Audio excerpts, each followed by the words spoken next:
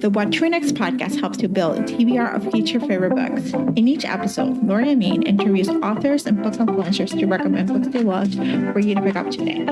If you're an avid reader, always looking for your next great read, then the show. Hi, Christina. Welcome to What to Next podcast. Hi, thank you so much for having me. So happy to have you here. Tell us a little bit about yourself. So I am a writer, obviously. I have lived a life where I've done many different things. Like I ran a marketing company for a long time. I worked in nonprofit work. And then I really wanted to be a writer. I wanted to write romance novels, and I didn't think anybody could just go write a romance novel. So I opened a chocolate shop, as one does. And so I did. And then I realized, when you work in chocolate, it's mostly dishes. It's not actually like a Willy Wonka, like Wonderland, where you get to enjoy everything you make. It's a little more, it's dishes. I can get chocolate out of anything.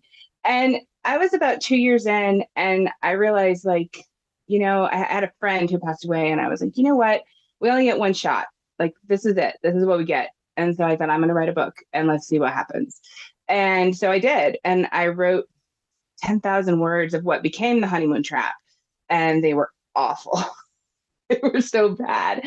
But I didn't want anybody to read them, because I didn't want that feedback from somebody who, like, it wasn't in the industry. And so I ended up hiring a book coach, a writing coach, and she taught me how to craft a story based on those first like 10,000 words where I didn't know what I was doing. And then that's when we finished. It was originally titled Confessions, but then when we published it, it was picked up and published. It became The Honeymoon Trap.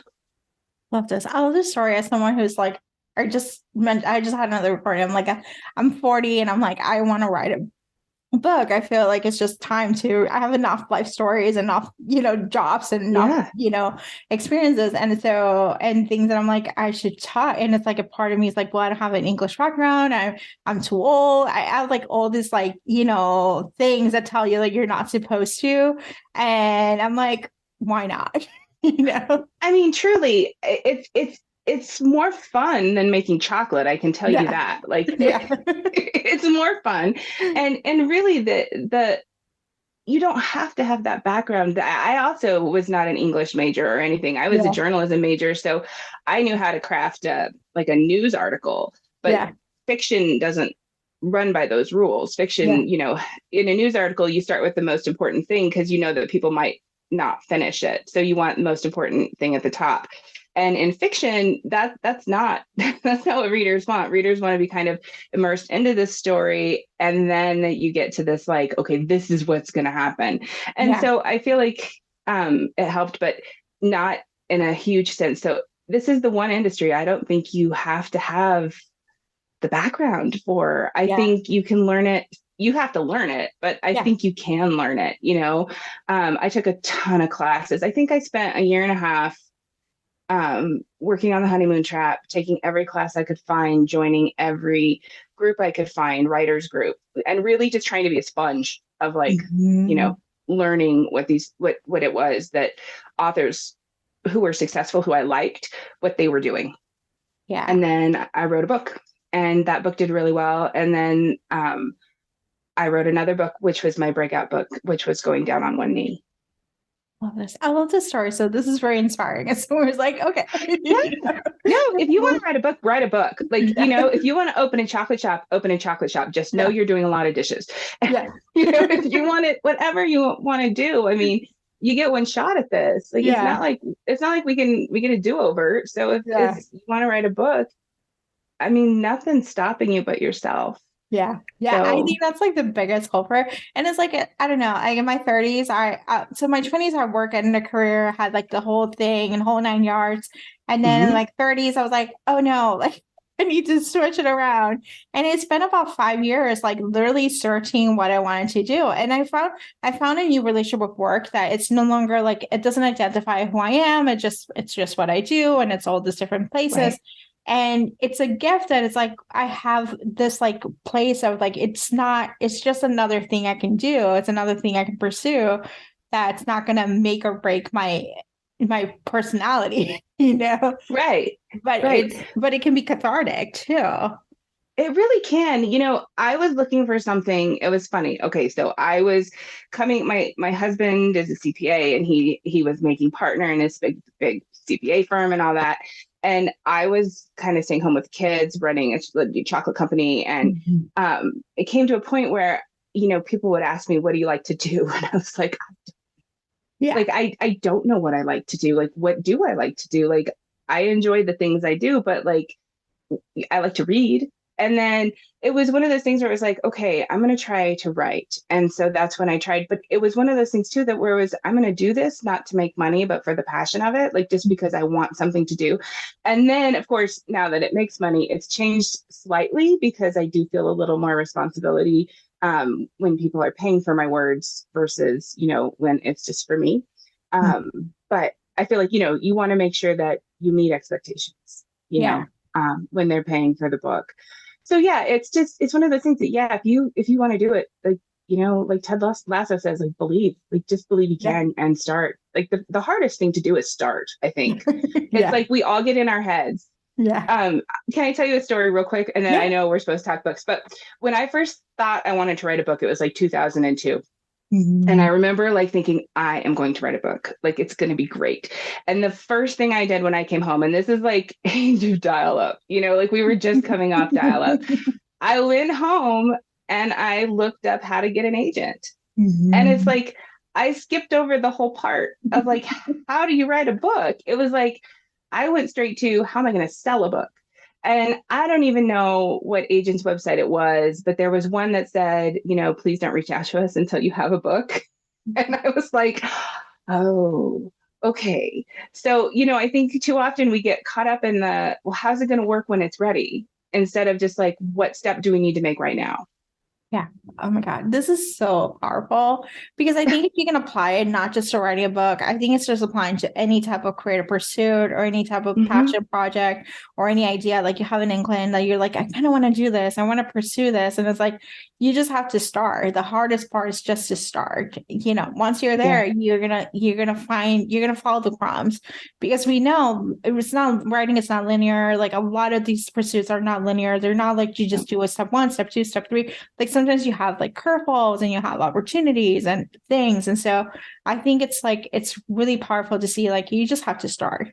That's what it comes down to. That's what it comes down to. You're absolutely right. I mean, it comes down to the first step is always the hardest. Yeah. And it's not that there's not going to be mountains in the way, like as you get into your journey, but you're going to be prepared for those, Yeah. because you took that first step.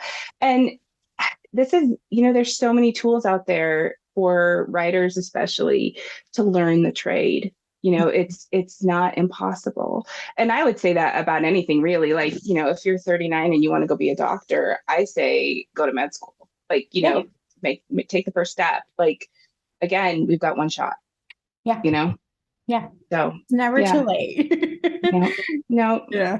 no. It's okay. And you can let go if the vibes are off. It's okay.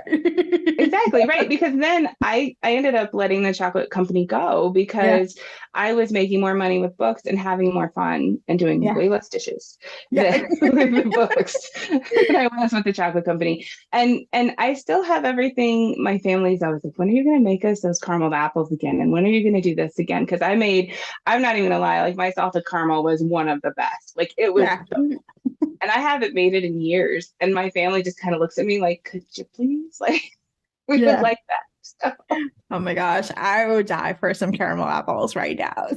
well, I did these big ones. Okay, so I did because I couldn't the caramel like to slide off, and I'm Yeah. always like a troubleshooter. Like, how am I gonna fix this? So I would take the apple and I dip it in caramel, and then to keep the caramel on, I would wait till it like was just not so hot, and then I Mhm. would dip it in dark chocolate and like over the caramel, and then like white chocolate over that, and then I would put the toffee on it, and then I would like drizzle, and so it was like this like lasagna of now I really want one too, actually. Yeah, that sounds so good. They're so good. Maybe you should revisit the chocolate. Chocolate. Right? Let's talk chocolate. I can talk chocolate. Like if you said, Christina, what can you talk about for hours? I would say kids, chocolate, and writing a book.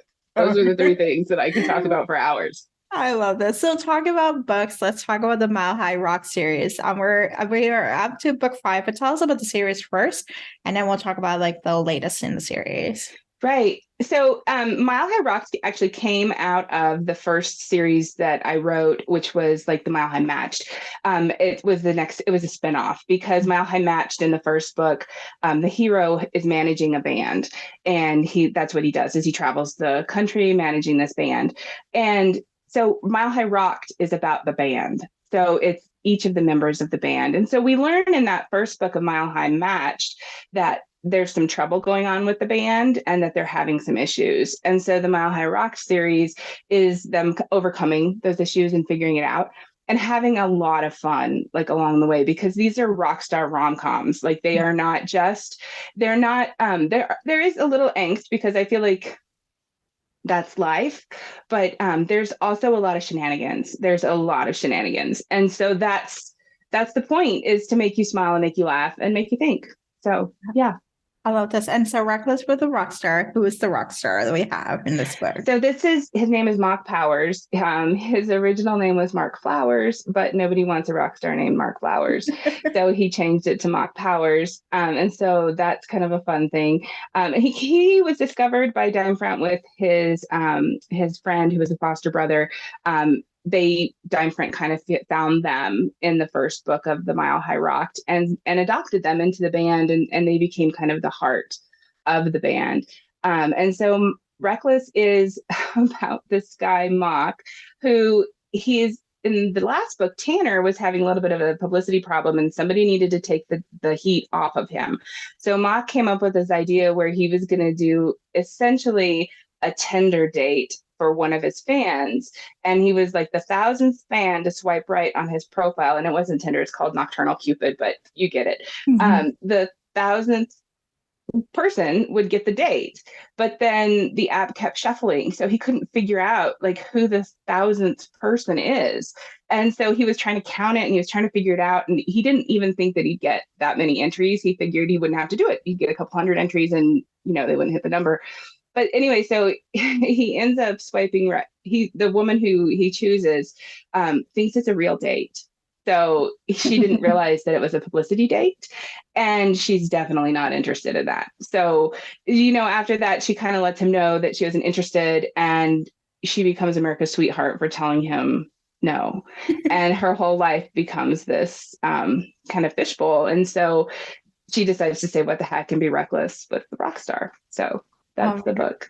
And yeah. I love this. I love this premise about like the Tinder day, like, the publicity stunt, and just be like, no, we're not co-signing this publicity stunt, because sometimes we're like fake romances and like, do you really want to be in a fake romance, like in a fake, experience, or no? Like in the real life, right. You get that, Right. So. Yeah. So, I mean, it's been really fun to write. Mm-hmm. It's been one of those, you become a writer, and I said there's mountains. This book has been a mountain. Mm-hmm. I'm really lucky because I have a team around me to kind of help me figure out when I go. So when I was writing the first draft, I went left instead of right. And you do that as a writer, and then I wrote myself into a corner. And when I sent out the SOS, we're fixing the book and we're doing all these things and making it really great. Now the book's phenomenal. I really love it. It just is one of those things where it's like, this was a mountain for me. But in the end, like it's always, they're always like, my favorite book is the last book I wrote, except for my real favorite book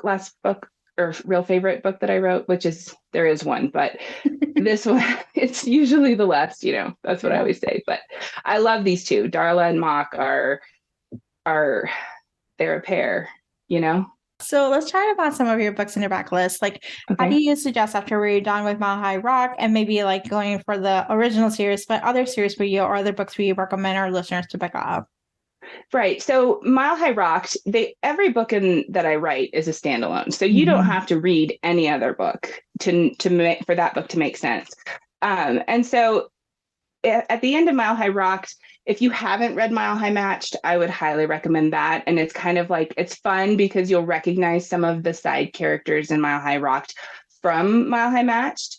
I also have a standalone, which is The Honeymoon Trap, and that's the first book I ever wrote. I'm very proud of that book. It always surprises me when somebody brings it to me to sign for them, because I'm like, really? Like, this is the book. This is the one that like started it. And then I also have the Mommy Wars series, which is mom-com. So it's single moms finding love in Denver. I think the only book that doesn't take place in Denver for me is The Honeymoon Trap. But yeah, so you have the mom-com. So it's like Rachel out of office. There's something about Molly, which I will say is my favorite book that I've written. That book was just, it took off, and it was like the book wrote itself. It just like the characters knew what they wanted to do. And then after that, it's April, May, Fall. And then I have a release coming out. I know this is like not backlist, but I have a release coming out that was going to be book 4 in that series, but now it's book 1 of a new series called Mile High Heat. And that book is called It Doesn't Have to Be This Hard. So yeah, I like to do innuendo in my titles. So it doesn't have to be this hard. And it's a story about a woman who accidentally lights the neighborhood dumpster on fire with her nightstand buddy.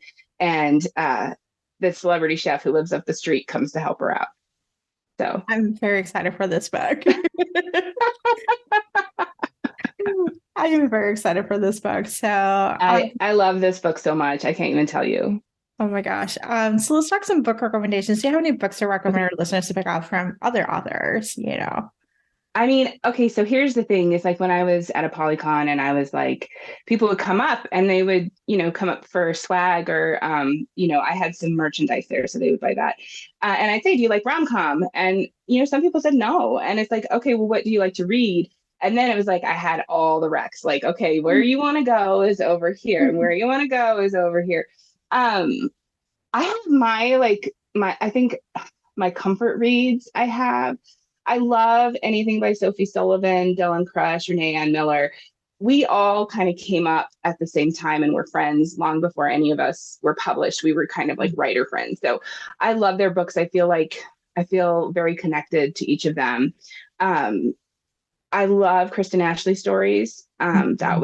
That's just in my mind, in my history. I've loved reading her books. Rock Chick kind of changed like my perception as far as could I write a book and what did I want how did I want it to make people feel? And I love that book made you laugh, but it also really was like, it made you think and it made you like kind of on the edge of your seat. And so I loved that one. I'm trying to think what else. I love Lauren Gilly. I love her books. Fearless is a comfort read for me. I definitely go back and read that one. And it's like massive. It's super big. Jill Bankston's. I love Jill. Actually, I met Jill and I asked her, we were just talking. I didn't know who she was. And so we were just talking. And then I asked her, I said, I want to read one of your books. Which one should I start with? And she recommended Cake. And I opened it on Amazon and I was like, you've been holding out on me because she has sold so many copies of that book and it won an Audi, or it was nominated for an Audi and all that stuff. So yeah. Thank you for these recommendations, because a lot of these authors I'm not familiar and I'm like, no, I need to pick this one up. I need to pick this one up. I need to pick this one up. Right. So well, I think so I had put in my form that like the Lauren Gilly book, Fearless, I had a friend and she's like, you have to read this. You have to read it. But there's an underage age gap. And that's like a hard no from me. And I was like, no, I will not read this. I will not read this. And finally she said, you have to read it. And so I said, I'm going to read it, but I'm not going to like it.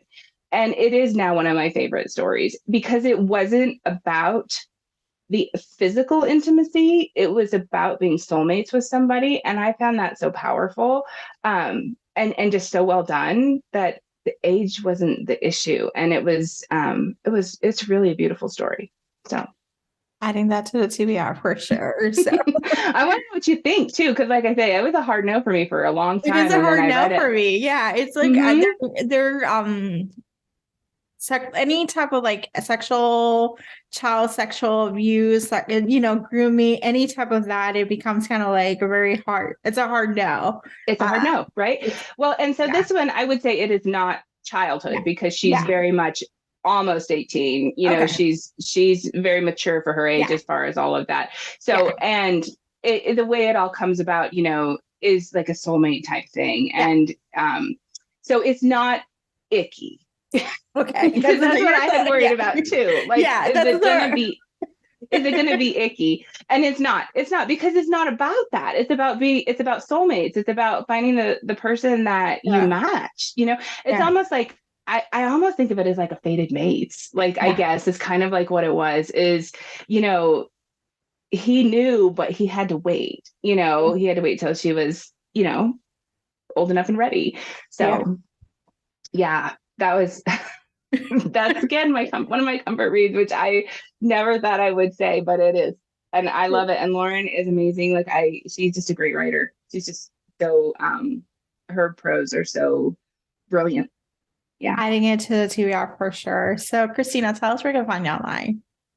So I'm almost everywhere. I'm on Twitter, Facebook, Insta, and TikTok at Hovland Writes, Hovland Writes. You can find me there.